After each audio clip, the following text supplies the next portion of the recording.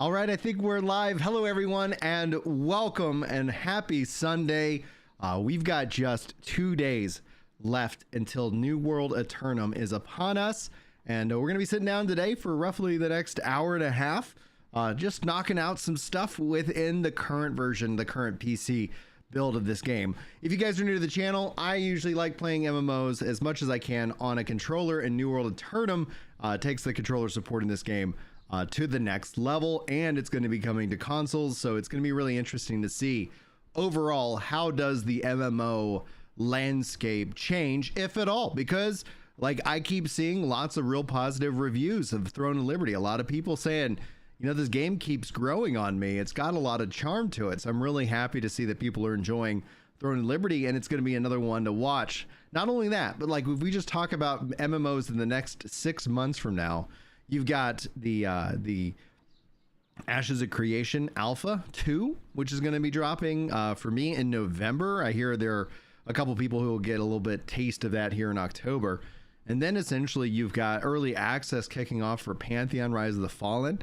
2025, I think, is going to kick off with the Dune MMO, which is a truly interesting kind of version. I cannot wait to see that. Personally, I'm actually really, every time I learn more about the Dune MMO, I'm like, well, yeah, this is kind of interesting. PAX Day is set also to have its big update and a wipe alongside of that this fall sometime pretty much soon. We'll be covering that. Lots of MMOs, lots of things to be excited about. And so that's what we're going to be talking about today. That's what we're going to be playing today. As always, if you guys want to jump in and join on these, check out the top link in the description to be a part of the Discord. You can come hang out with me in voice chat. We're going to be talking, playing, relaxing, and hopefully enjoying a fun Sunday. If you guys enjoy the content and you're watching this as a VOD, hey, thanks for being out there. You're amazing. If you sound off in the comments with VOD Squad, that's a great way of supporting the content. I think YouTube likes when people comment on past live streams. So thank you so much for being here, and thank you so much if you're joining me live.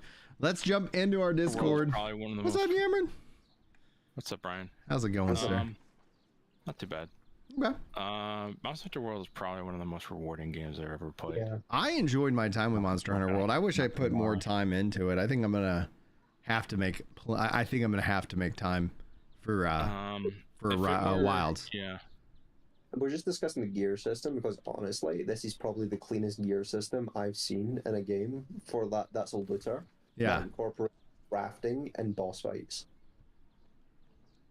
Like, yeah, it's pretty cool. Like, basically, the game is just like, hey, you can craft whatever armor you want. You just got to be able to kill the thing and get its bits and pieces. Like, like, it's a game that is wholly based on, or almost mostly based off of player skill in terms of how you get your loot. Yeah. Right. Like, yeah, you can carry someone, but like there's still ways it can go wrong. It's not like in WoW where you can carry someone and it's just like, yeah, you like in a lot of other MMOs, when you carry someone, that person is basically inconsequential. Yeah. You can't carry someone.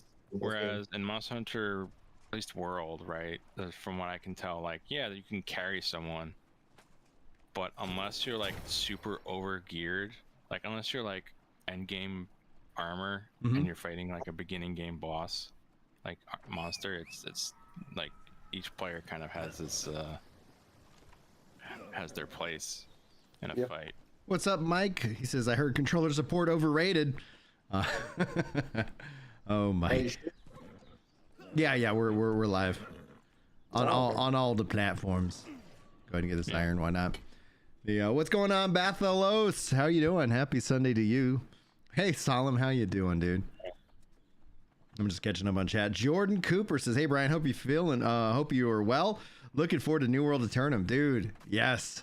And I'm feeling really well. Like, I think this week, you know, I get that seasonal depression like kicking in, and I was just like fatigued. And so I think also that my body might have been fighting like a cold or something. So it was like, oh man.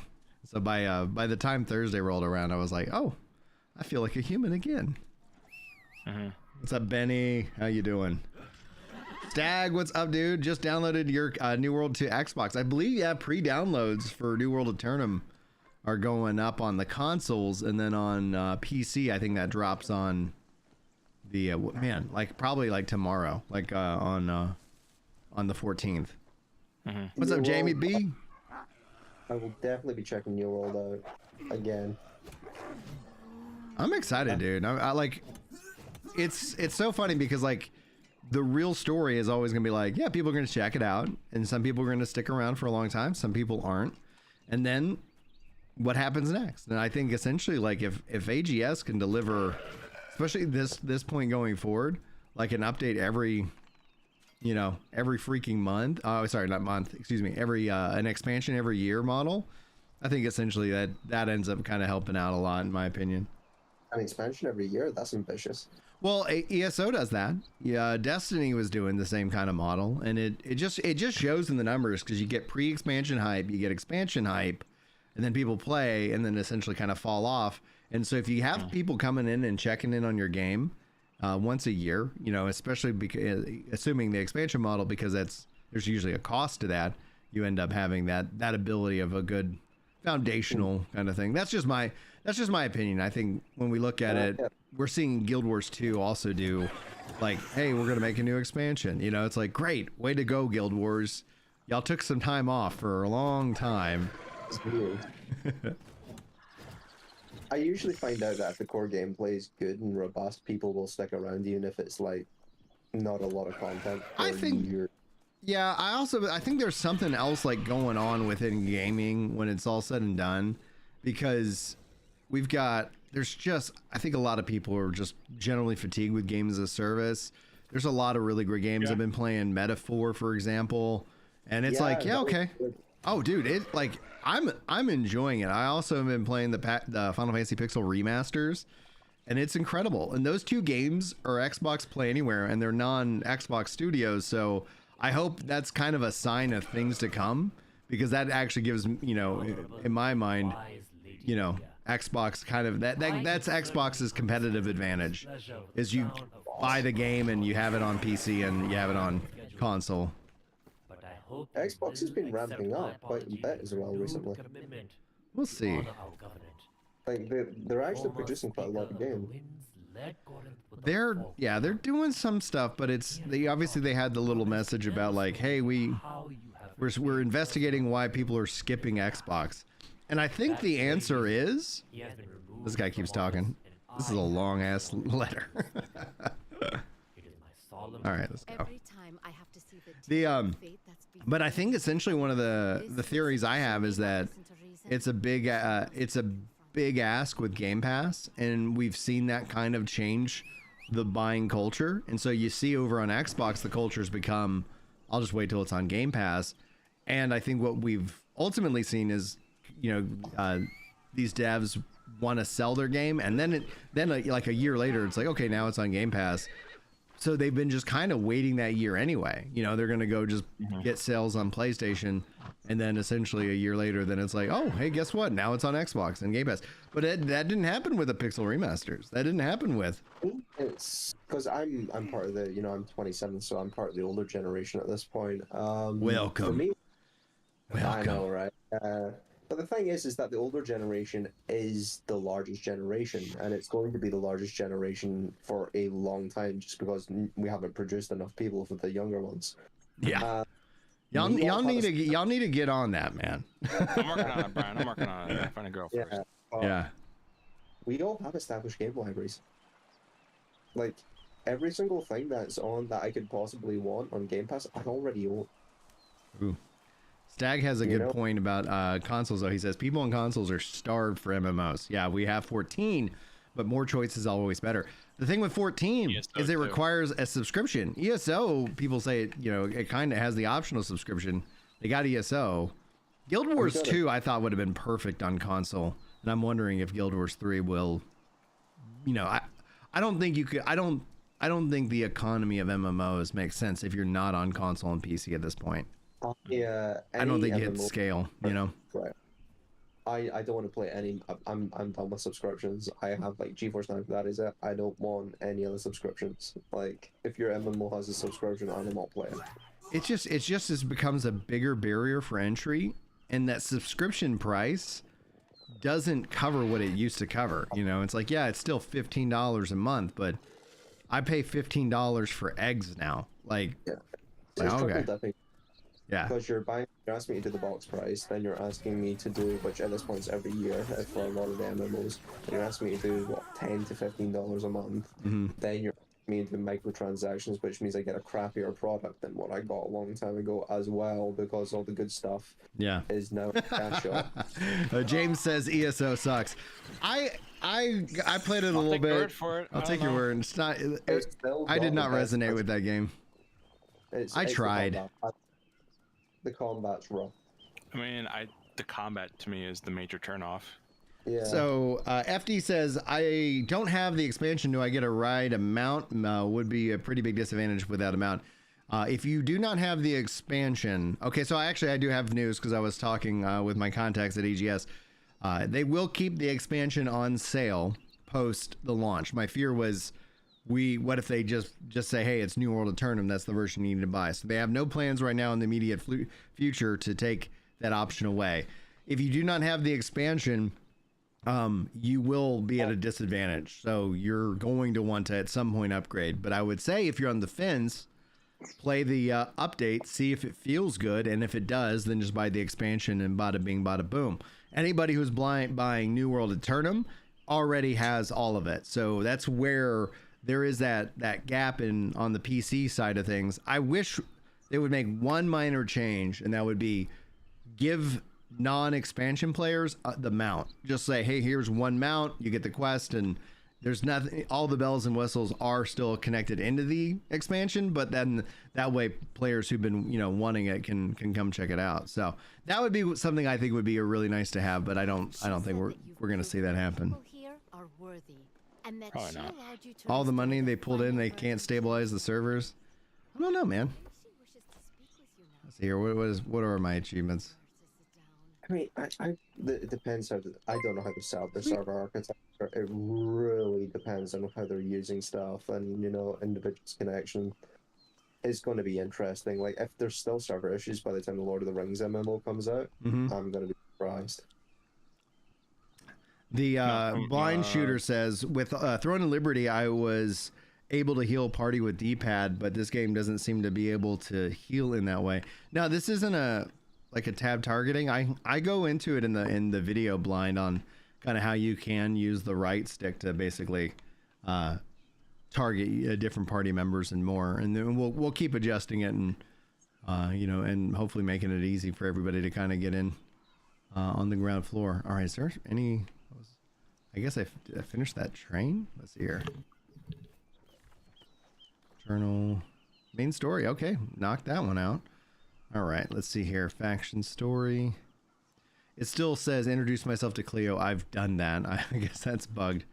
Season story, the Winter Rune. Is this still a thing? 1 second. The Winter Rune. Okay. Interesting. 1 second, guys. Got a knock on the door.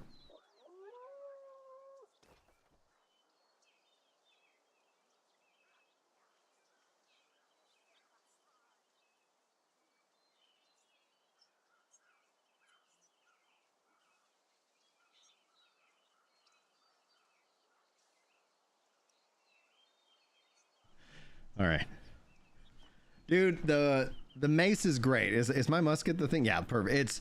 This isn't a true combo. I need to spend more time with my musket so I can truly level it up, and so that way I can get it all leveled. Need to adjust the sensitivity. It's so tight. That's why, dude. I'm really excited about that update because the game just feels better. There we go. Line it up. Amazon's in a really privileged position. They should be looking at every single MMO they have published and what has actually worked and what has not worked, because they should have access to all that data. They have that data. The thing is interesting is they are why MMOs, Amazon? What do y'all, what number, what do we, they the risky ones, man. Okay, I guess they got money to burn. That we don't know about. I think it's when you look at the real numbers of gaming that 84% of all gaming revenue generated is coming from these games. So I it's think it is. it's like it is the lion's share. You're like 16% or whatever for like traditional standalone games. There's someone at Amazon who's basically been a massive MMO nerd their entire life, and they've just seen the drought of MMOs these past few years. It's like, I'm in a position to just waste people's money. Dude, I think you're 1,000% right. It's like legit. They're like, a guy's like, all right, well, I'm in charge of this. Let's go ahead and make MMOs now. Yeah, it's like, I do not care if this is profitable or not. I will get this right. And it's that mentality of you only need one of these things to be right to recoup costs. Yeah. Cutlass. And a lot of big companies, they are really forgiving, like especially with new businesses, and you can have a few wrong moves at the start and waste a few $100 million. Dude, Amazon, we're gonna light money on fire for 5 years. Okay, 10 years. Twitch, I guess Twitch is still them lighting money on fire. To be fair, that's what Microsoft's been doing with Halo Studios. But I think there's just so many different factors about like what people are kind of looking for in their games, and it's a challenge because you have, especially with games as a service, is like you're not just competing against like the game that came out in June. You're competing against that 15-year-old game that somebody's got thousands of hours invested that just dropped their expansion and new content. And, people are going back and checking it out, and they're like, "Why should I go play your game?" It's like, that's a great question. You really need a niche.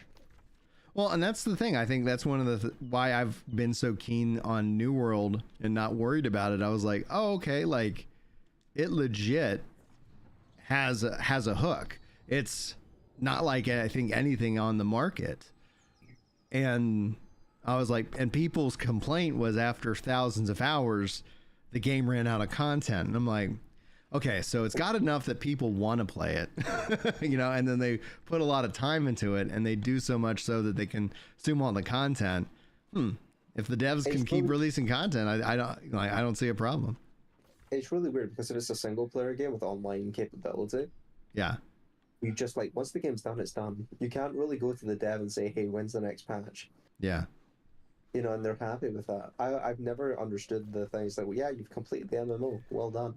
Well done. The problem is that it used to be the fact that there used to be an open world with an open sandbox, and the other people were your content. So even if you had done all the questing and stuff, you could go do stuff with other players.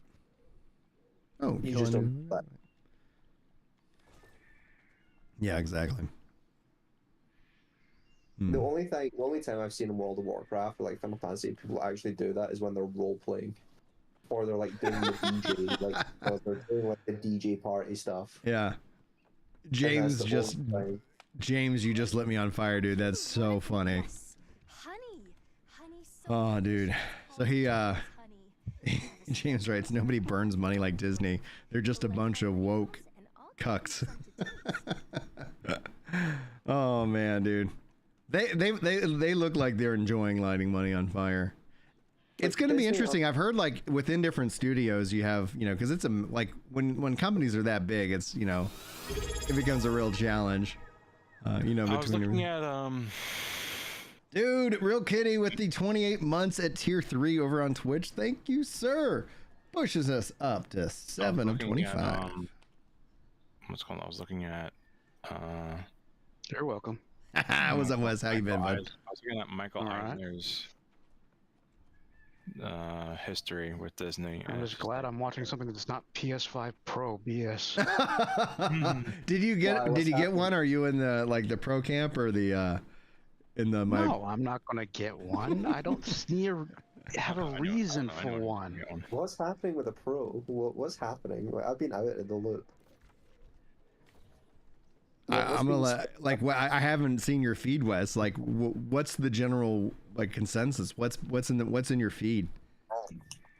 Well, first of all, it's you have the first group, which is like your Linus Tech Tips, Angry Joe. Gotcha. Will say, hey, this thing doesn't really value up here, and the thing is, the value of it is at this point is so subjective and marketing hype. There's no real evidence to say if it's value or not. Yeah. How much does it cost? $700, and it's $800 if you want to have physical media. Yeah, it's 800. Well, 800 in say U.S. In UK and EU, that's almost equivalent of $900 there. If you're in Australia, it's almost $1,200. So I don't want to be that guy, but I'm going to be that guy in the UK for $900. Just get an AMD PC. Yeah, that's been some of the argument that people have had. Like, I don't think the argument's just get a PC because, like, as much as I have like enjoying PC, I still enjoy consoles. I just have, I think, what I would say is reasonable expectations is that I don't expect my console to function like my PC. I get there's an experiential component, but I'm just like, again, it's like if you're working from home a lot, if you're doing stuff, like just put the money into the PC at that point because you're just going to get more bang for your buck at that point. It's like it's weird. Hold on, I saw a comment here from Brave Bear real quick. And if for some reason, if I miss a comment, just do like tag or something like that. It'll show up a little bit cleaner. But Brave Bear JB over on Twitch says, I was planning on going on a console only server just because in a shared server with PC players who already understand the game and the lingo, know how to progress efficiently, know the metas. And the most worrying thing is they understand the marketplace. I've always enjoyed games close to release where the auction house is all over the place and the markets for the items slowly get worked out naturally. Now, I'm going to give you just a little bit of food for thought because it's not, you can go whatever which way you want, JB, but I would say that personally, you could also consider a fresh start server that is cross server with other consoles because that's going to be the same experience. The only reason why I would think that you would want to purely consider console only is if you're worried that somebody with a 4090 is going to like constantly dominate you in PvP.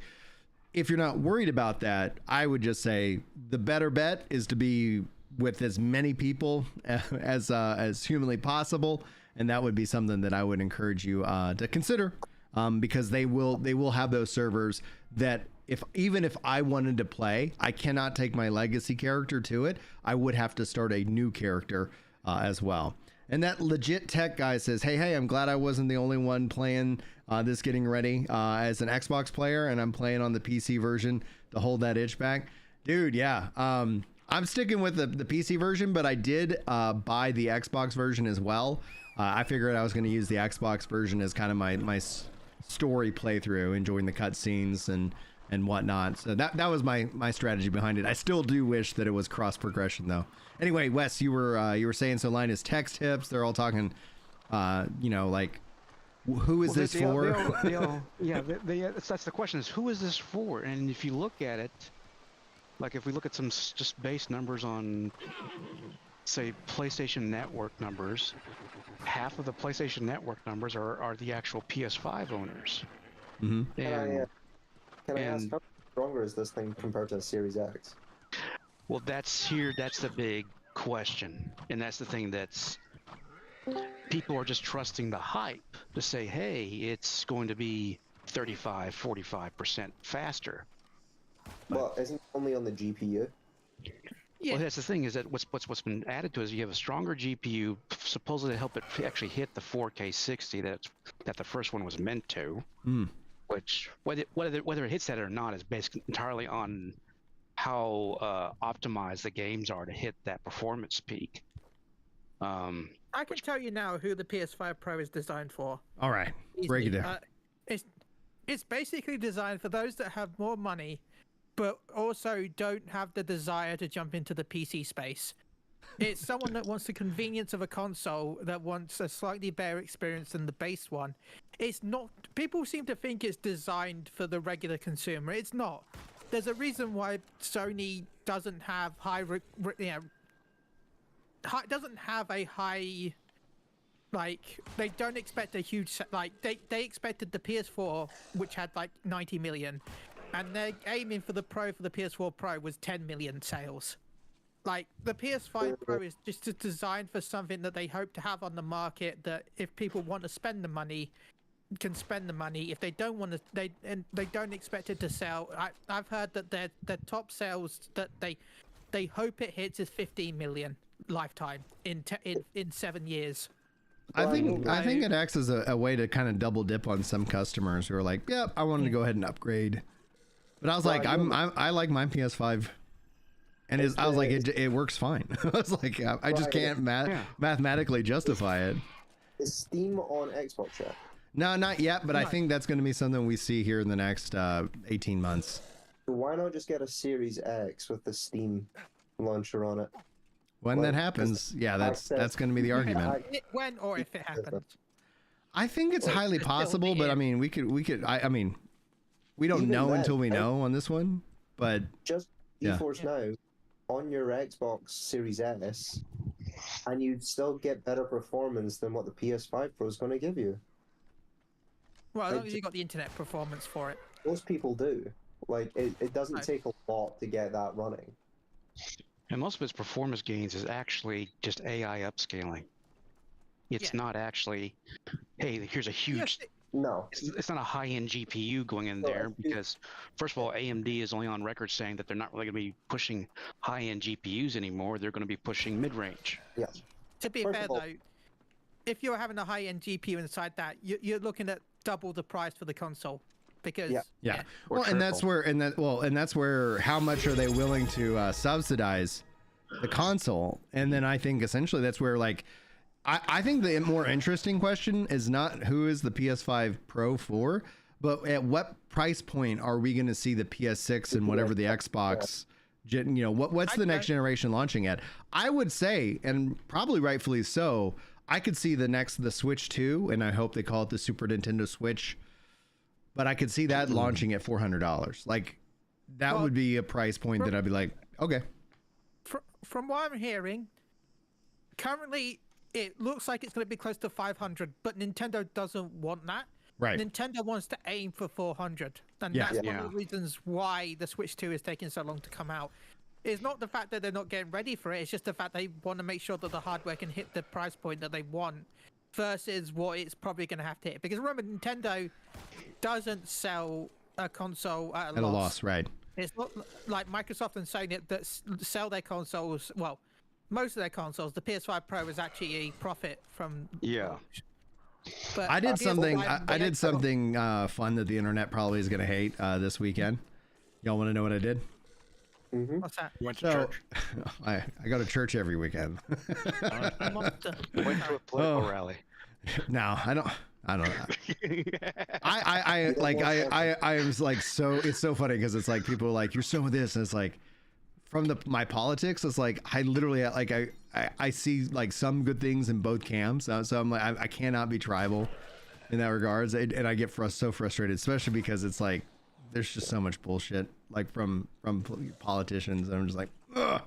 But no, so I had 2 Xbox One X's.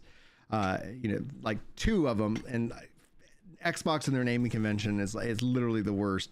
But I haven't been using them. I'm just like, all right. So I decided I went ahead and Googled a GameStop and figured out where the hell they were, because there's not a GameStop anywhere near me, apparently. And I found a GameStop, went and traded them in for a Series S, which I know the Series S gets a lot of flack online. But I had it hooked up to a 1080p TV, and it's been great. And one of the big driving factors of it was literally, and this is just like, I was like, all right, you got me. I bought the Pixel remasters and Metaphor and all that. Obviously, I was like, yeah, I'm expecting Metaphor's Xbox Series X and S. That's not a big problem. But the Pixel remasters, Final Fantasy Pixel remasters required a Series S or X. It was not a Xbox One release. And I was like, all right, like, okay, it's time to finally upgrade this old Xbox One, take these old Xboxes and get it. That's part of the, it's also since people were crapping on the Series S the entire time, but the Series S was really there to replace the Xbox One. Yeah. And that's its purpose. I think really competes with the PS4 in that regard. Yeah. I think Yeah, but the also issue is, though, it was released this generation. It didn't get released with the PS4.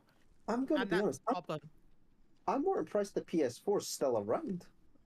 the PS4 Like, is great, and that's the thing. Like, I think one of the when I see a lot of people, wondering why gamers are frustrated, it's like they're not not for everybody, because like I feel the value in the load times that the new consoles bring, but hands down, like, oh, this looks like this could run on PS4. Like, wait, why did I need a PS5? Like I haven't been that many games that I'm like, all right, like that, I can see that. We've seen it so much more cross-generational than ever in, I guess, gaming history. Can you just attach an external NVMe SSD to your PS4 and just get the better load time? I mean, Not you really, could. no, because Not you would have entirely. the limits for the USB. Well, there have been some PS4s that were modded with SSD, which then they had that loading performance and stuff like that people talked about. Yeah. But it's just interesting. I just install an SSD inside the PS4. It's just the hardware that doesn't have the correct bus. The actual, it's not designed around it, so you will still get a cap speed compared to actual native SSD.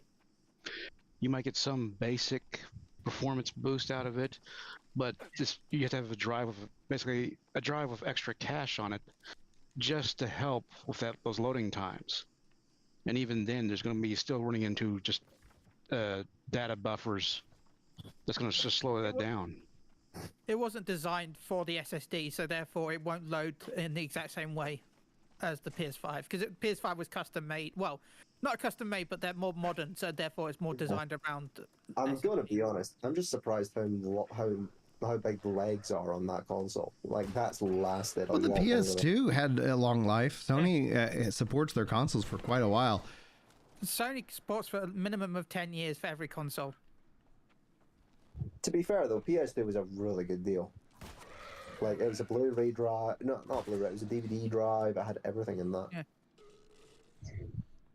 Even the PS3 was a good deal in that regard. Yeah. PS3 was good because it had the Blu-ray drive. I'm gonna be honest, I think that's what led Microsoft to do the Xbox One pitch, where it was just talking about TV all the time. Oh, dude, like they whiffed hard on that. Like, it's so wild. If you go back in time, what's up, Zuma Zuma? I wish we had those features still. The TV. Oh yeah, the input for the Xbox One or whatever. I was like, that was great. But not just that, but like if I could have because I have my laptop on the second screen. Yeah. If I could load up YouTube and have a YouTube video, maybe a Ginger Loves MMOs video going on at the same time as I'm playing some Final Fantasy 14. Like, if I'm grinding something, I'll often have something on the side to watch while I'm grinding. Yeah. Because it's mindless. Well, that's MMOs. On like YouTube, I meant the game, so. Well, no, it's like, yeah, you just kind of like, all right, I gotta do this. Not just that, but like even like I'm playing a shooting game, if I'm playing Overwatch, I'll sometimes have stuff on the other screen to listen to, or like, yeah. No, that's smart. I'm going to be honest, the PS4 UI is just better than the PS5 UI. I think the PS5 UI is actually pretty solid. And it's not got dynamic themes. It's not got anything like that. Like, it's just missing a lot of like. The if we're gonna dog on UI, like, what the F, Nintendo, man? Like, they've never given us anything. Like, no custom backgrounds, nothing. Like, and it was. I think the last time they got close to it was on the Wii. Oh man.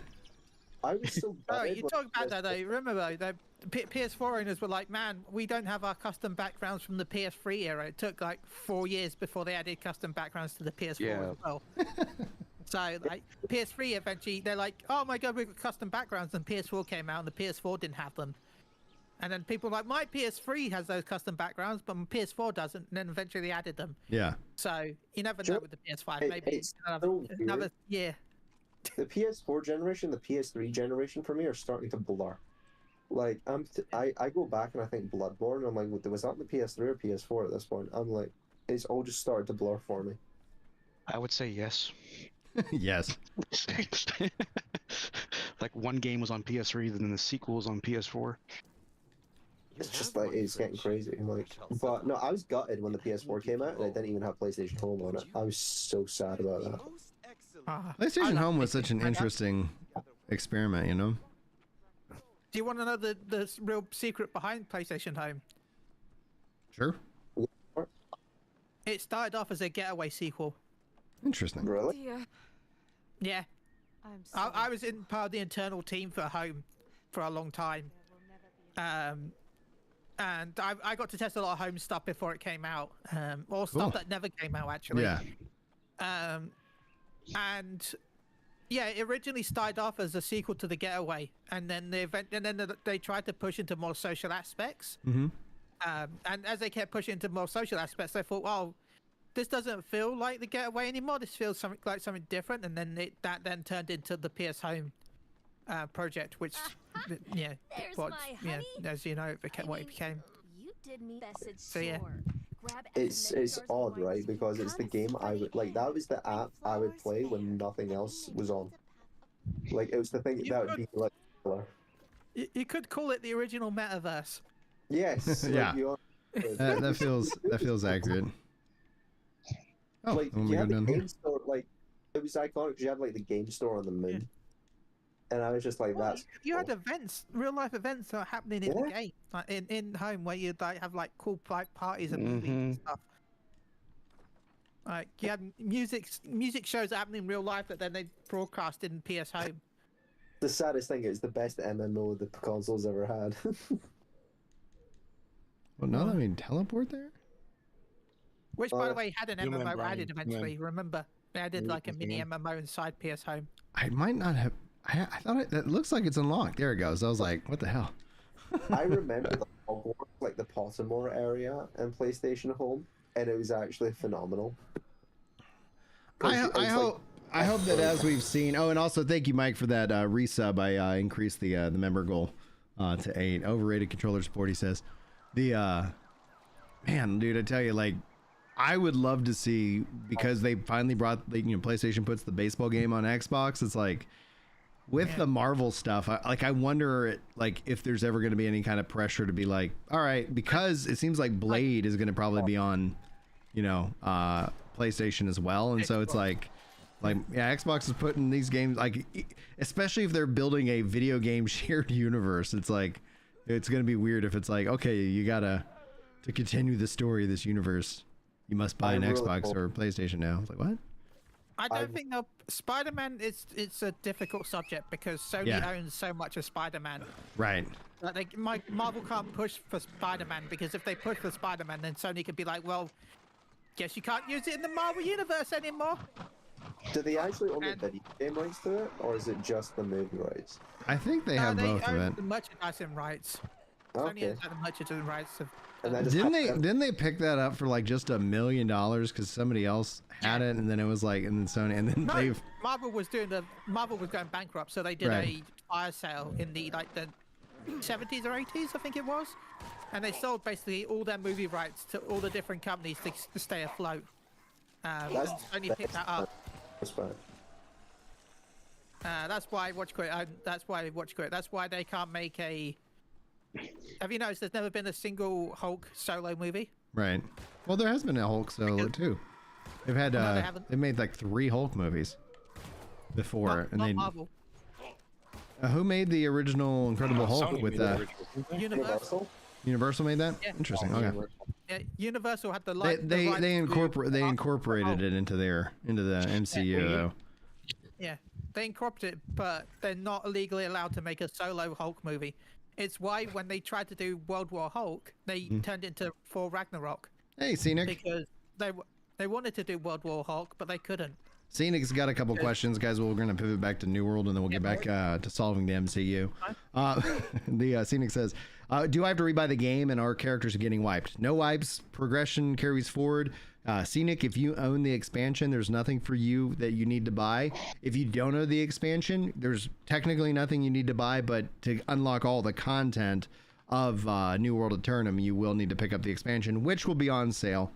So since you don't own the expansion, if you want, you can just buy the $30 expansion, and then you're ready to go for Tuesday. If you want to see how it feels, it will be a completely different download, just FYI. And pre-downloads begin on Monday for the PC. You can kind of decide if you want to then upgrade after you kind of go hands-on with New World Aternum. I could tell you hands down that it feels so high quality, you know, like, and then coming back and playing the PC version, it's really cool. But I'd encourage you, because it's going to be, you will, like, if it's been a long time, you know, nostalgia and, you know, time, those goggles kick in, and you're like, oh man, you know, you might not feel it, but going from the Aternum to this version, I'm like, holy crap, man. Like, I felt that step down. And I'm hoping that everybody gets to kind of feel that step up. Brave Bear says Marvel died years ago. And what's going on, Gregson? How you doing? It's amazing. People. Probably something else to add about, you commented about having to compete with a console player had to compete with someone on a 4090 or similar. That's really, now I don't know how they're optimizing this version of New World versus other MMOs. Yeah. Because other MMOs, of course, we've had where they've only seen them going from like PS4 to PS5, and I'm talking mostly like case of games like, say, Final Fantasy 14, where it's been optimized for the PS4 in that case on its console version. There is no cross progression. There is cross play scenic, but if you buy the game on console, you will have a brand new character. It's like its own account. So just heads up on that. That does kind of suck that there's no cross progression. That would be nice. Oh, dude, it would be so good, because then it's like I would get it on PS5 as well. Like I would pick up this game on every platform, so I can kind of just chill and play it wherever I want. And as a kind of like somebody who was like, yeah, I don't mind. I mean, it's been fun unlocking the trophies in Final Fantasy 14 on my Xbox after all these years, because it's like, all right, kill a monster, achievement unlocked, achievement unlocked, achievement unlocked, achievement unlocked. It's like, oh man, that felt good. I'm also going to be honest, right? It's like, if you tailor make the game for the console player base, it's going to piss off the already disenfranchised PC player base even more. Like, the one thing in FF was constantly the PS3 user base holding everybody back for years. I mean, you say that, but people have said that for years. But then if you ever looked at the minimum PC requirements, the minimum PC requirements were lower than the PS3. I get that. It's just like, you can do so much more with the more compatible. How would I put it? The more actual You want as much hardware support on the PC as you can get, so that way you can get as many people playing it. You don't want, like, people like, oh, we want it based on the so and so. But if you have your game based on the highest tier graphics card, you're going to lower how many people are playing it. Graphics card. Most people don't have the highest tier graphics card, but most people don't have the minimum requirements either. And that's the thing. Got another question coming in on the game. Let's see here. Sorry if I missed it. Okay, cool. Yeah, you tagged it. Stag says, does anyone know if New World runs on Steam Deck?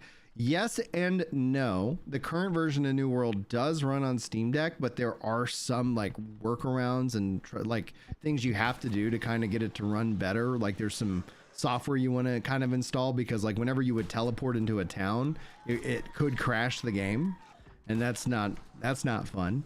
But also to the sacrifice of your firstborn to get it to like log in, dude, that's rough. Well, yeah, and it's like if you have an old router, old wireless, you know, your Wi-Fi is a little bit more on the old side, then you might not be able to log into the game on Steam Deck for some reason. We don't know why. We're still trying to figure that out.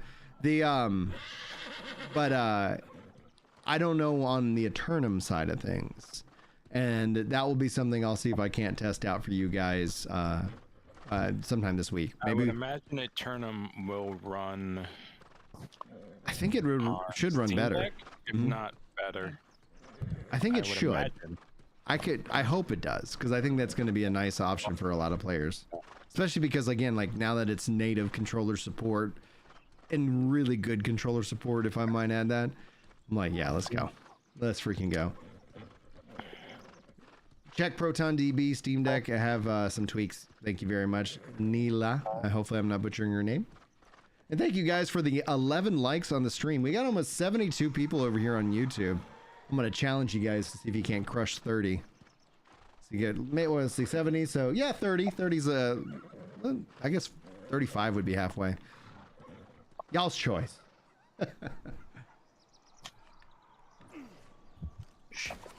Oh, 0. Oh, he's retreating. That's why I was like, what?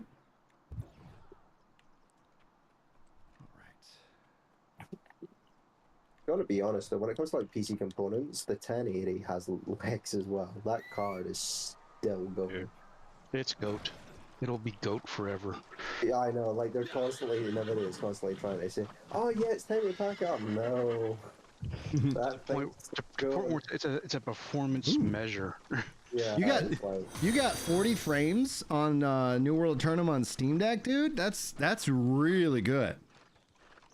Like the only I would just cap it to 30 at that point. Yeah. And that way you've got a steady 30. Right, like a locked in 30. Like let's go. Yeah. See, I'm playing on GeForce Now right now, and so it's like I get really great performance, and it's wonderful. Thank you, Scooby and Namaris and Castle for the follows over on Twitch. Appreciate y'all.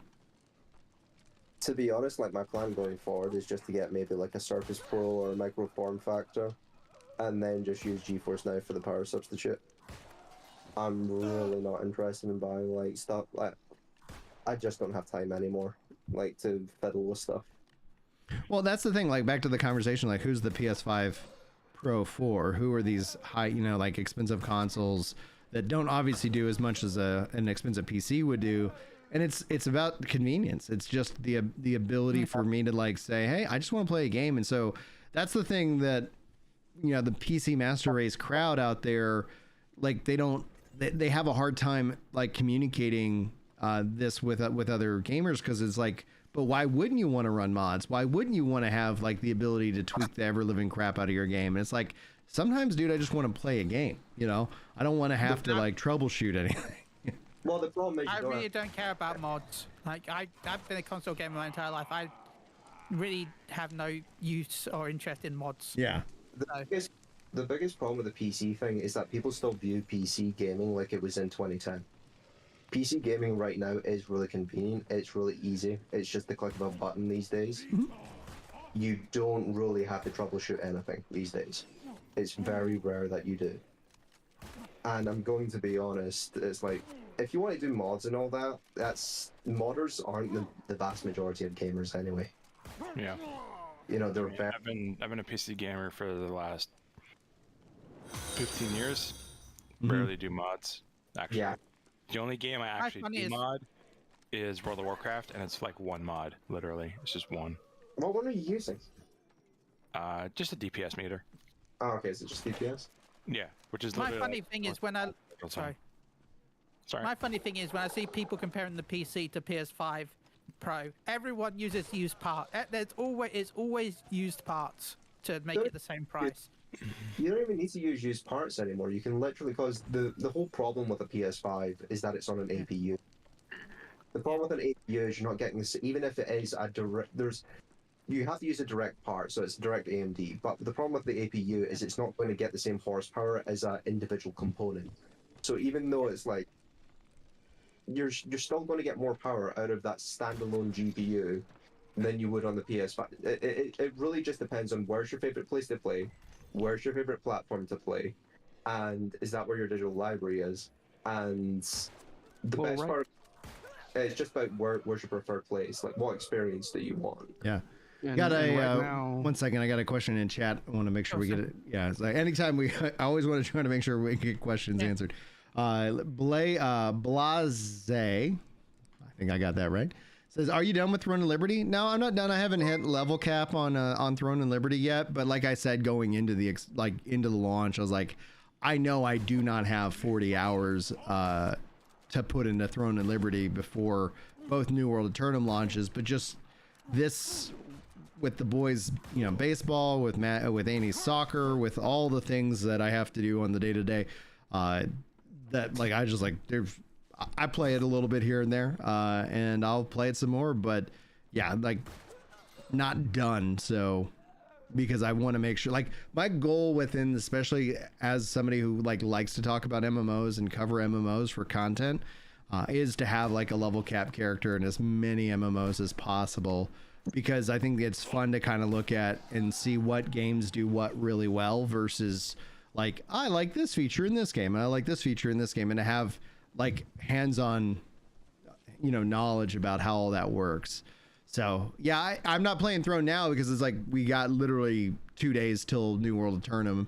I'm excited about New World Aternum. It's gonna be so fascinating. I just from a pure like, you know, question, you know, of MMOs and discussion and talking about this as a genre and how it's received, like how does New World Aternum stack up with Throne of Liberty only having been out for 2 weeks? You know, and I think that is like, when in history has this happened, right? Like I can't think, at least in recent history, that you see some what I would consider high profile MMOs. And it's even funnier to me that they're technically from the same studio, same company. So it's like whether you're, and I'm really happy people are enjoying Throne of Liberty, by the way. Anyway, sorry, Wes, you're about to say something about the APUs. Yeah. First of all, there's a new line by AMD, which is the Ryzen AI APU and chips. Performance-wise, they're already matching Xbox Series X and PS5. Hello, friend. Thank you. And these are chips made for thin and light laptops. Yes. The problems on this island are larger. The other thing we have is in like just cloud gaming, like we're just seeing so many, you know, improvements to where it blends the power of the PC with the convenience of the console. The biggest interesting part about the APU is there was a massive block in that entire development process for a long time as well. Which is part of that's been solved because of DDR5 and how fast that RAM gets, to the point where, which then you can build systems that are using what they call unified RAM, which is largely an Apple thing. Where a lot of the Apple computers, they don't have memory for both Kind of a GPU. console thing, because consoles have always had a unified RAM. Yeah. Well, they also had unified memory. And so your APU systems, especially your laptop APU systems, you don't have video RAM. You have you have portions of your memory that gets put to the video card. And with DDR5, like the new spec that I think Intel just announced, you're talking about, it has 7,000 mega transfers. Yeah. Which is to the point where that won't be used in consoles for at least another generation, probably, because of the cost. Right. What I'm going to be interested in seeing going forward is not even like the console perspective. It's like, is Microsoft going to come out with a, not even a console, more like just a PC where you can access absolutely everything, but it's in a more of a console format? It's, from what we can tell, even though people want it to be a PC, it does sound like they're going to be making a standard console next gen. A standard console. What I would imagine is, because consoles basically are PCs at this point, they're just enclosed systems. Right, it's a restricted operating system as opposed to a free-flowing operating system. Which Sony, by the way, tried to do with the PS3. Because PCs have a lower tax bracket than consoles.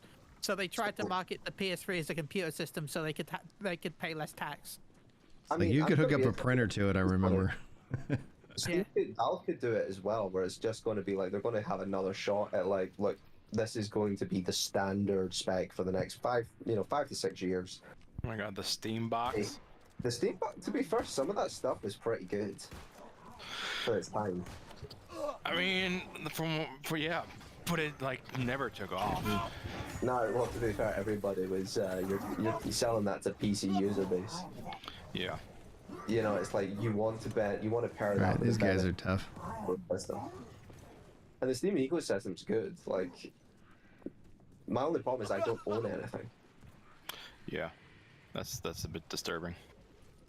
I was thinking, oh yeah, these portals are gonna be easy. Nope. Like level 50. What's that? What level is it?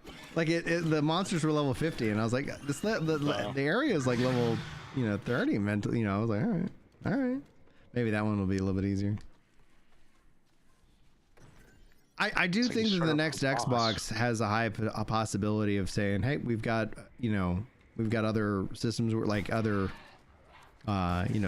stores that you got your Steam library, you got this, we're going to be this PC, we're also going to be most likely like where it's like, you know, I know a lot of people meme on the Series S, but it's like if Xbox came out with a handheld that was like, all right, we're going to have the convenience of the Xbox, user interface and things like that. And then you can just boot up your games or stream your games. In fact, if you guys didn't see, I was thrilled over on, and I posted this on Twitter. We were talking about this on the podcast Friday, and legit, like we were like, where is Xbox own games on xCloud? Like that is the one and most frustrating thing that we don't have. And then they announced that it's coming in November. I was like, thank you, finally. I'm just gonna be honest. I think they should just scrap xCloud. I think that is the most pointless cloud service they've ever had. Like you're not out of it, right? They're not competing with GeForce Now, but the question will end up being is like, do they sell it, outside of Game Pass, like Game Pass Ultimate or whatever? Cheesy pancakes for life. Thank you so much for the follow. They're not going to get rid of it because it's even if you think it's useless, it's still a good padding service for Game Pass Ultimate. It's something they can throw in to make Ultimate look better than it is. Mm-hmm. So good. Microsoft is a hyperscaler. It uses NVIDIA already in its cloud ecosystem. Just run your cloud ecosystem. Stop trying to segment your stop trying to give Series S's in a sense, what would you call it, portfolios on a Series X, and then carving it up, into 4 different VMs. Jeez, just give it 50. What the frick? Like, what is happening? Like, where's the level 20s? The heck, man? Is there any things that need to be closed up here? No. What about this? Is that reek water? Yeah, there's no effing way. Those are gonna be high level. Well, the reason why like the PS5 doesn't have a browser and such is because with the operating system that Sony uses, because remember, technically the operating system inside the PlayStation is based on a open source program. The PS5 operating system is based on FreeBSD, I think it's called, which is a spin-off of Linux. Yeah. That means that there's been a lot of shenanigans with previous consoles with the browser. So Sony knows that it's a major security flaw, and that's why the PS5 lacks one. Because it's been a major flaw. That's the nicest way I can put it without getting anyone into trouble. Cheesy Pancake says that GeForce Now is a game changer, gives you a 4080 and runs like a dream. And yeah, that's what I'm on right now. I'm on GeForce Now with the 4080, and it's great. Like I wouldn't complain about it. And then it has Throne of Liberty, it has New World, it has Xbox Game Pass, it has Steam, it has.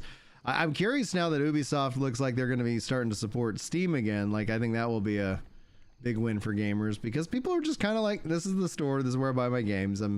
People have continually shown like, I'm going to wait on your game to come out before I make that jump. Sorry. No, I was just saying, sometimes I do feel like a moron. Like I've got like 4080, and then I'm using it to play fucking Monster Hunter World. Yeah. It's all good internet, by the way. I got an email saying that they're investing into fiber in my area. Dude, Tex, you've been in the hospital for 20 plus days. Is there anything I can pray for you on that one, dude? What area are you in the UK? North Yorkshire. The UK should be fully fiber at this point. Yeah, but not full. Like, it's weird. Like, what happens is a lot of them have fiber to the box, but they don't do fiber to the house. Oh, okay. So you're doing copper. Yeah. Okay. So right, I currently have a cap of 10 meg. I have a cap of 10 meg up and 70 meg down. So do you live in an estate then? No, I live in town. Okay, so because BT should have probably reached out and given your community. Why is everything level 50? To upgrade to optical fiber. Yeah, they haven't. They've only just started rolling out in the city. Okay, that should be interesting because it shouldn't take them long to install. It should be like 2 weeks. Yeah, but they've emailed saying that they're starting to roll it out in this area. That's interesting. Because I was in the English countryside and we had that like years ago, like 10 years ago. Yep, no, we're finally getting fiber to the box. and to the house. So wait, what's your internet connection? Did you say what, 17 megabytes? Yeah. What? How are you running websites? How do you not complain to your council? Jeez Louise. Yeah. I'm currently getting, I think, 40 down right now. These guys are kicking my ass. Are you still To be fair, Brian, I think you're doing like a group content. Yeah, like it's got to be or something, because I was like, I don't remember. Yeah, that I remember there being like, like everyone I've run into is like level 50, and I'm like, what the f? I'm just trying to close some of these things. Oh my goodness. You broke your leg in several places? Oh, dude, man. Ouch. Yeah, Steam Deck GeForce Now. And the another good option if you like is the Logitech G Cloud, because that actually does 1080p, and I think the screen I enjoy the screen better. But man, I tell you, that's where it's like if the PlayStation Portal or Xbox comes out with their own like handheld, like I would rather have like a PlayStation or an Xbox kind of form factor controller than the Logitech, and that would be, I think, the distinct advantage as to why I would want to get the money and upgrade from there. I do enjoy my Portal. Dude, that I saw that there was a sale on them or something like that, and I was like, oh, let's go. I wish the Portal had got cloud support. Then it would have been, in my opinion, perfect. Yeah. Yeah, like if it was just like, all right, connect into your services or whatever.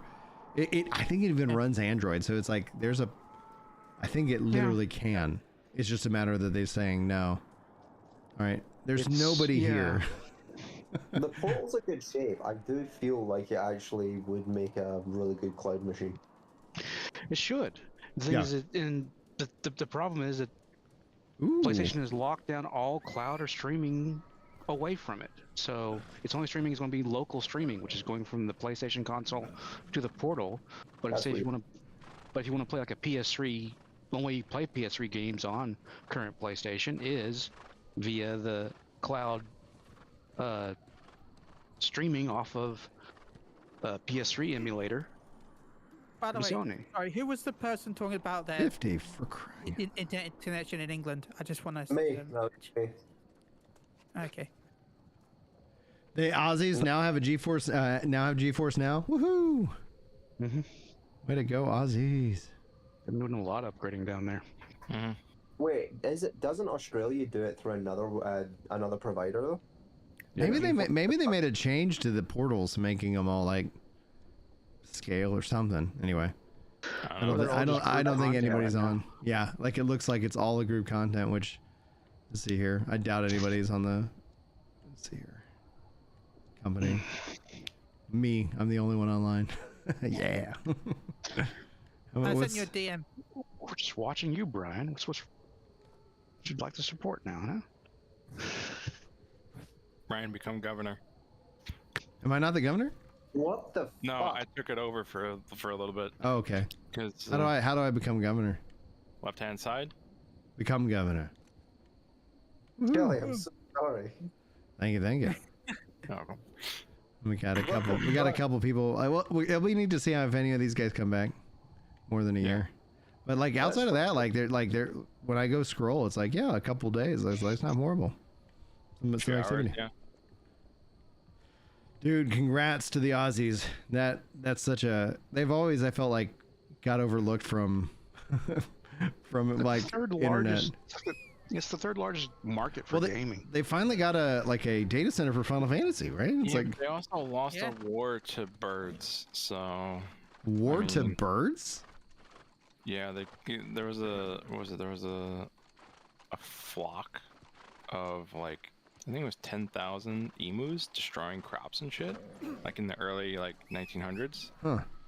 And they brought in the military to take care of them, like machine guns and everything. And because they killed so few, they killed like 150. Because they killed so few, the government was like, yeah, no, we can't do this. It's not worth it. And they retreated. Yeah, so like Australians have lost a war to to emus. That's awesome. So just saying, you gotta be No, it's just a troll.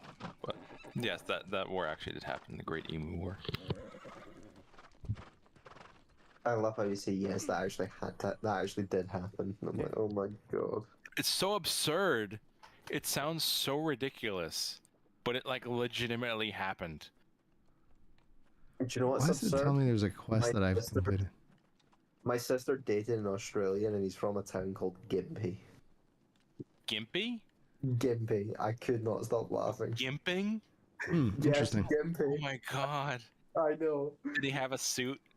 No, I hope not. The guy was like 6'5".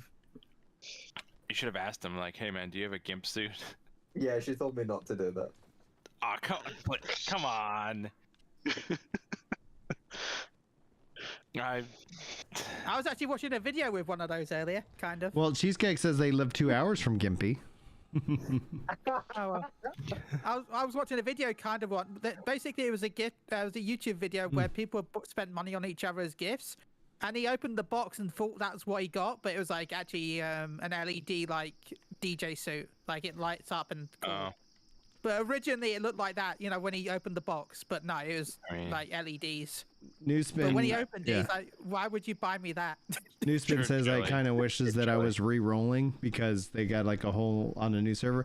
I did the fresh start server, you know, kind of thing 2 years ago, and it was fun. But I was like, nah, I'd rather be hanging out and playing with you guys. And I will be starting a new character on Xbox, but I'm going to be primarily hanging out with the kids and playing the story.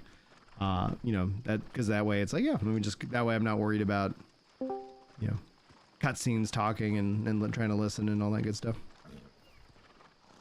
Oh no. On right there. I really What didn't. do you know what the weird thing is, right? I honestly could not give a shit about playing games at 30. Playing which what? Playing games at 30 FPS. Like, honestly, higher FPS is better, but I just don't care. Man, I really like 30 and 60 and up. Yeah, Like, it's like- I feel like it's just because I've been raised like with Bloodborne and stuff like that on 30. I just don't care at this point. For me, And it those are depends no- on the game. It really is a game-to-game basis. Like, if your game is a Yeah. fast-paced title, I would prefer 60. If it's like, you know, if I'm playing something like Devil May Cry, Bayonetta, or even like Final Fantasy 16, give me 60 FPS because it's fast-paced. But if someone comes up to me and says, "Oh my God, I hate Octopath Traveler," it's not 60 FPS. Yeah, like come on, what And are I'm we doing like- here? Why would Well, that game be? Why would that game be 60 FPS? Joe, it's funny. Just because it would, like, I- if it was like, yeah, we're Yeah. we're not pushing so much processing that it's just we're at 60 naturally. And Do you know people what's like, you know, I'm just saying, like, if it I don't care if it's like Yeah, I if get what it's you're a turn-based saying. or a slow-paced game. It's a situational I mean, thing. it's I fine. gotcha. I played Devil May Cry at 30 and was fine with it, but I played Hogwarts Legacy at 30 and I almost fucking cringed because it just like the camera movement was so bad that I had to turn it off. Yeah. But you also have to stay at 30. You can't go too low under 30. You have to have a steady 30. Yeah. If you're dropping down to like 19, Yeah, that's you'll feel that. more the problem than actually 30. It's weird because right, why- it's like you had good 30 if you were like walking forward, but the minute you turned, it's the minute it all goes to shit. No. How about this? Did you know old games in the UK had a worse frame rate than America? Really? Yeah. How? Because our TVs were capped at 50 hertz because of how how electricity works. So we had 50 hertz TVs while Americans had 60 hertz TVs. So our games ran at, I think it was 24 to 25 FPS versus the standard 30 FPS that America had. Just because it was a physical limitation of the TVs. But Random It's as a- fuck. it's the Isn't it Well, it's also, better? PAL also versus us NTSC. yeah, ours also Fascinating. had a slightly higher resolution because of it. We Yeah. had a slightly higher resolution than American versions, but a worse frame rate. That's 10 hertz is not marginal either. No. Resolution you Yeah. can give or take, but Yeah, they're mostly 60 FPS because of CRTV TVs, while ours were 30 hertz, 50 hertz, which means that, you know, we could only have up to 50 max, In Queensland. which nice. means that, yeah. you know what's driving me up the wall though? How DLSS is seen as basically the cure-all for basically everything when it comes to frames, even though it's just intermittent frames. And you're it's doing some work. I really enjoy DLSS. So when you get DLSS, you're basically getting one responsive frame, then one non-responsive frame, so it only looks smoother. You're not actually getting 60 FPS quality in terms of the frames. That's the problem. It's a faux progressive, which is you're not actually getting full, instead of having the full 60 frames per second. It's almost like going back to the interlace days. Yeah. Okay. Yeah, it's basically 45 FPS, right? Normally. Mm-hmm. They normally aim for 45, but DLSS into 60. Or in this case, it's great for all the cards, but I'm going to be honest, the fact that developers keep using it as a crutch is really driving me up the wall. Balls. Well, I would expect it on, if you have a high-end PC, I would expect it to have the PC be able to hit those frames, but if you're on a console and it has, like, say, the PlayStation FSR 4, then... Mate, we don't call it FSR, we have to call it pisser, come on. Yeah. Well, it's FSR 4. I know it is, but come on, pisser's such a better term. Man, I really wish, like, when we have these things completed, that they would let me just do whatever. No, it's really fucking Let's go gather some resources just so I can get that one knocked out. Kelly, I'm so sorry. What's that? You saying that you're sorry to me? Yeah, your gigabyte download speed. What the fuck? Hey, And I'm paying. And I'm paying. There we go. I had the good old days when it was like, oh god.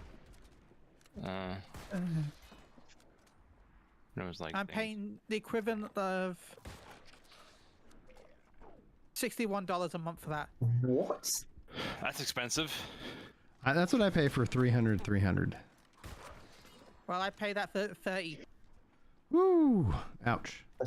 Ridiculous. Big oof. Yeah. Well, blame BT for that. Okay. BT. A lot of people don't know this behind the scenes, but BT. in England we have tons of providers. Like we have more providers in the whole of the country than America has in one state. Basically, we have so many different ISPs, but they all use BT lines. They all use OpenReach. And BT charges a line rental for using their lines, which is a standard fee of 15. Well, it was like 10, but it's gone up over years. It's now £15. Naturally. So you then have your internet is £32, but then you have BT line rental, which is 15 on top of that. Yep. But last year the government made it illegal for BT to charge line rental. So companies then just added it as an additional fee to the internet provider and just kept it there. Just kept it. It's not, Keep that money rolling. There's no line rental anymore. It's just the additional fee. So they're not breaking the law, but it's still there. But you know the funny thing humans. is, you know what actually caused the government to put that law into effect? What? The fact that the Orkney Islands was suing the British government for not providing them basically what was equivalent standard of living to those on the mainland. Yeah. The Cheesy says. Sorry. Cheesy says, can we get your thoughts on the rebirth of New World and its longevity this time around? It's gonna suck. I'm just kidding. Got bad news. Okay. It's all going to be about if they make content for the game after New World Aternum, and I don't have any worries that they're not going to make content for the game, but it's going to just be about content. I don't think, though, I think no matter what, you're going to see people with the narrative like, oh, people quit the game. Yeah, like, people will always quit the game. Are they inviting new players in? What's their seasonal model? What's their roadmap? And then if they can deliver on it. And so if they can deliver content at a consistent pace that's got quality to it, and then they can, keep us up to date and talk to us and stuff like that, I think you're going to see New World continue to have a really strong life. I would say that it's a game that has been doing fine, but the perception is like, oh, it 900, we're not hitting 900,000 concurrent. I'm like, yeah, no crap. Like there were so many factors in that. So I'm personally hoping more than anything else from a numbers game perspective that New World Aternum is its own Steam database entry. So we can kind of have a new cap on that. And obviously there'll be hype, there'll be streamers. They're going to be promoting the game and things like that. And so I anticipate it to be fairly good return like at the start, but what's going to be really telling is that as next October, like let's say y'all play the game, you're having fun, and then it's like, all right, I want to play something else because that's natural, and then you're like, oh, let me, then now it's July and August, and we're like, hey, we're checking back in with New World. It's like if they have that cadence where at once a year you guys check out the game, you play it for 3 months, or something like that. That seems like a really good deal. That seems like a good model. I'm going to be honest. I think they're going to suffer from the Asmongold effect because they've just added nothing to the game. Well, Asmon, like unless he's playing a new character, like, but yeah, like on a, yeah. I don't think there's going to be a huge spike of players at launch on PC. I think, but I think people are going to take that and make a negative spin because of that. Even though I think it's going to do decently well on console. I mean, it could turn into a First Descendant instance where it's like 60% of their player base is console. Yeah. Right. No, I don't think it's going to be like. I just feel like there's going to be so many people making a negative spin over the PC version and ignoring the positive of the console version. Yeah, it's because they'll get a lot of good attention from that. Like, yeah, that's unfortunately the game that we live in, and we all know that the game's being played. It's just, and you're like, all right, you can't avoid it. You can't not interact with it. By the way, talking about game being played though, Amber Green says, "What's the best starting class for solo play?" I would say Sword and Shield. It's going to give you plenty of defense, plenty of survivability. It's going to be there. Cheesy says they were a day one player fell off the gold duping. Yeah, thankfully they got that cleaned up, but obviously the damage was already done. People were just like, "No, I'm not messing with it." But that's the thing. Like everybody who's stepping into Aternum for the first time, who's never like felt burned or like disappointed in anything, it's like they're gonna get to experience all the really great things. They're gonna get to experience all these improvements and fixes, and they're not gonna have those downsides. Will there be new downsides? Time will tell. But it's gonna be fun one way or the other. I'm looking forward to it.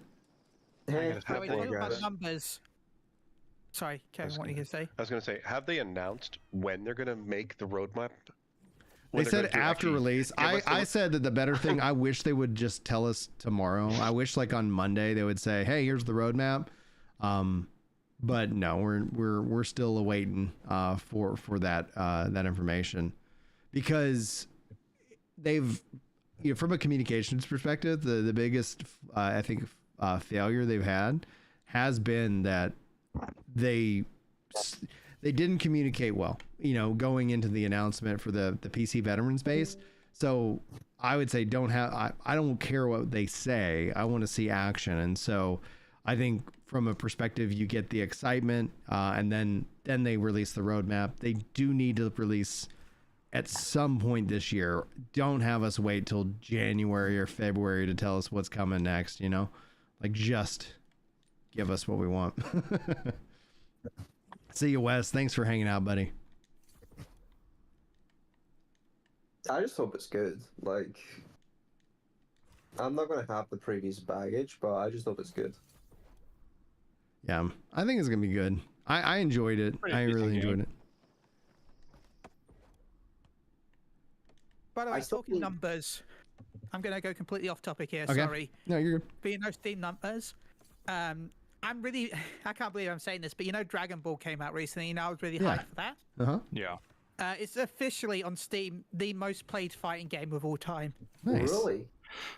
Yeah, it had a higher peak than Tekken, Mortal Kombat. Blaze Blue. And it has the higher peak than all of them. What's the player count? 122,000 players. For a fighting game, that's really? great. That broke. Oh, okay, was unexpected. Fighting games like that, I think they peaked in the 90s and the early 2000s. I gotta say. And then since then, it's like, you're not a battle royale. I guess obviously battle royales still You're recent. gonna say like 1.5 million or something. I was just like, that's. I mean, it's still cool. You know, broke records. That's cool. But like, I mean, Tekken had 40,000, so right. To be fair, every genre has their time, and then it's all swings and roundabouts. Yeah, basically. and it's PC. Like if 120,000 on yeah. PC, If it's PC, yeah, that's actually a good That's what I'm point. If it's PC, then it's probably much higher on console. Mm-hmm. yeah, That's a good point. like 122,000 for a fighting game on PC is pretty impressive. Yeah. So,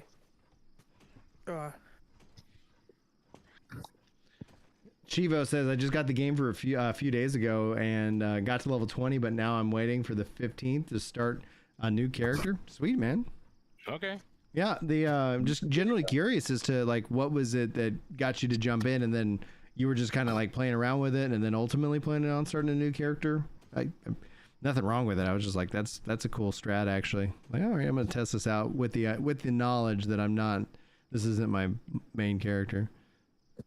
Do you know what I was surprised by? How much Metaphor actually cost? Metaphor $70. Yeah, I thought that was an extreme price for a game of that size and quality. I was like, $70 for this? that's pretty good because I've had the game takes about 100 hours to beat. So, Does it really? What is Metaphor anyway? It's it's basically like the makers of Persona, but it's a fantasy setting. And an RPG, and it's got a blending of action combat and turn-based. So you have this concept of a squad battle, which puts you into that kind of the turn-based fight. And then if you're strong enough, when you're in the open world, you can swing your sword and you can just kind of beat on enemies until you want to go into that squad battle and get an advantage. 2 games this year? Hold on a second. I'd say it's probably definitely a game to get on sale. I want it, but I don't have it in my budget right now. Sonic is coming out soon. That's my game. Like, it's a game I could be interested in, but it's not a game I need. It's like I'm just going through this backlog. Oh, cool. They released 2 games this year. Nice. Yeah, Persona 3, which by the way is on Xbox Game Pass. Wait, Persona 3. If they release games as Play Anywhere, then I think that's where I will. Okay. Like that's where I get excited because it's like, all right, Play Anywhere is just such a That's cool. Great people option. dig their games. I just got into Monster Hunter World and Dark Tide because it was in my backlog for years. I still got to do like the Nier games because that's been in my backlog. Like I've got like 38 games now to get through. Mm-hmm. And I think Monster Hunter World is going to take me a long time. Monster Hunter World's got a lot to offer, a lot of hours. I think essentially when Wilds comes out, I'm gonna want to spend a lot of time in that world. I checked one of my mates because it's his favorite game, right? Mm-hmm. He has 4,300 something hours on this, and I'm like, Nice. how? I'm just like, how? It's insane. He did the Dark Souls naked build. Oh, Where fun. he's got like a tier 1 weapon, no armor. He just uses his freaking wits and pure skill as a Chad. Mhm. Yeah, that's another one that I can't do. Just saying that's most likely like how, like. It's like for me, like the game I've got the most time on is like Black Desert, and that's for like 2,000 plus hours. Yeah, Black Desert is one of the games I got. Final Fantasy 14 is mine easily. Well, the Final thing Fantasy 14 is my most, but it's only because I used to spend like hours upon hours AFK in Limsa Lominsa while I went to college.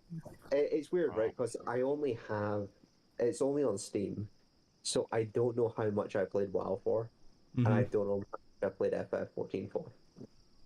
I've definitely played WoW probably longer than FF. I mean, Well, for 14, you could always type /playtime, and then it'll tell you how long that character's been around.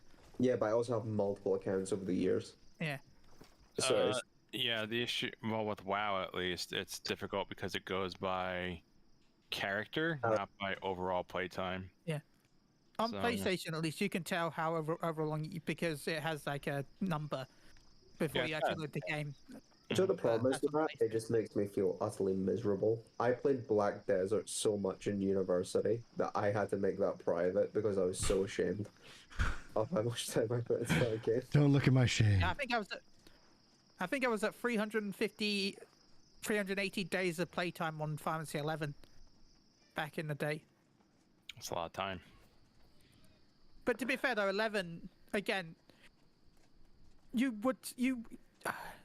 a lot of it was just me being AFK because that was the easiest way to sell items. Because Right. unlike in 14 where you sold stuff in the market board, in 11 you had the bazaar system where your character, you had to be online and you would be the shop. People would click on you, examine you, and view your shop. So you would have to be online for them to do that. Okay. So Like, what was player trading then, effectively? That was yeah. So you would have to AFK. So there was cities were the best place to do it, but then they added tax to the shops if you sold them in a city. So people made an unofficial mark called the Rolandberry mark just outside of Juneau. Yeah, and I there was remember a that. line of loads of people. There was a line of people just selling stuff. It was an unofficial marketplace. Okay, that's cool. Right. Ginger, do you think the new in-game grind is going to be better or worse with the grinding to end game with max gear? I think it's probably going to, I would say maybe a little bit on the better end, because I think one of the big complaints is that people felt like the end game grind actually didn't exist. You know, Really minimal. it was just like, all right, and then you're at 700 and you're like, all right, well, like, what do I need to do now? And it's like a lot of people were like, and then they were like, hey, and then we're going to release New World Aternum. So it's like, there's going to be no content for the next like 8-9 months. And then people were like, all right, I was like, yeah, go take a break. good enough time to cool off and relax. So the, I think it'll be better. You got cause it's going up to 725. I think you're going to have all the new content. You're also going to have a lot of new players. And so especially on newer servers where there isn't a massive amount of like, you know, materials that are just kind of here, you could end up, you know, probably seeing that, you know, people are going to get a good chunk of time jumping into that content, and especially because if they end up going and saying, hey, we got, you know, all these cool things rocking and rolling, ready to roll. I want to say something very controversial. Sure. Monster Hunter World is making me hate Transmog. Yeah, I do. Transmog, yeah. It's I've always had mixed feelings about Transmog. No, but it's like the armor is just genuinely good looking for almost everything. Yeah. As it should be. As it should be. Yeah. Like, I'm not getting that effect where it's like the better the armor, the uglier it is. Mm-hmm. Mhm. Which is what I usually get. Yeah. It's rather odd experience I'm having right now. Whatever. Yeah, what I want to see though, like I'd like to see, like, you see, here's the journey, and it's like I don't obviously do like many things, and so it takes a while to unlock all of it for me. But what I'd like to see is that it's cool to have the journey card. It'd be really cool if there was a server journey card that it's like, all right, we want to run 1,000 dungeons. Okay, cool. And then you get to participate and do, you know, put 5 on the board. And that's essentially what the Trials of Aternum kind of is. And it's like, but it's managed elsewhere. And I was like, it would be really cool to see if they decided to bring that in game. And so that like every season you have a server kind of journey that everybody's kind of participating in. And you know, in this case, contributing, you know, a small percentage. I thought the best implementation of that kind of system, well, I mean, semi was Warhammer Online. It felt very social with its various different scenarios and things like that would kick up. I never got to play Warhammer Online. I heard it was actually really good. I enjoyed my time with it, and then like that's also another victim of subscription fatigue and not enough content. And then if they like Warhammer Online and Wildstar, I think would be 2 MMOs that would actually be doing really well today if there was the idea of like the battle pass, you know. So it's like, okay, here's your optional, you know, content that you can jump into, and that way you get more players. And then also I think both games would have benefited from having controller support in them right at the start.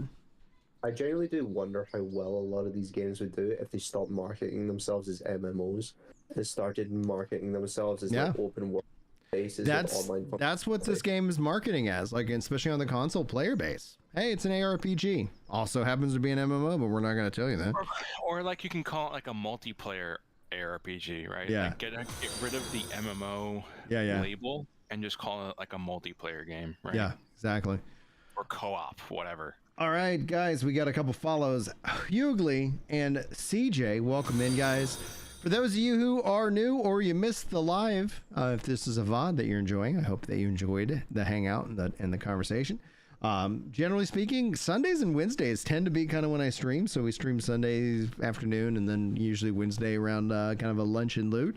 So thank you guys so much for joining. Thanks for all the new follows. And this week is going to be a little bit different, though, because we'll probably do something tomorrow. We're definitely going to be playing and streaming on Tuesday and on Thursday. So I'm sorry, Tuesday and Wednesday. So hopefully I'll get you guys back. My headphones just turned off, and that's okay. So I love you guys. God bless y'all. Hopefully I'll see you next time. But until then, take care.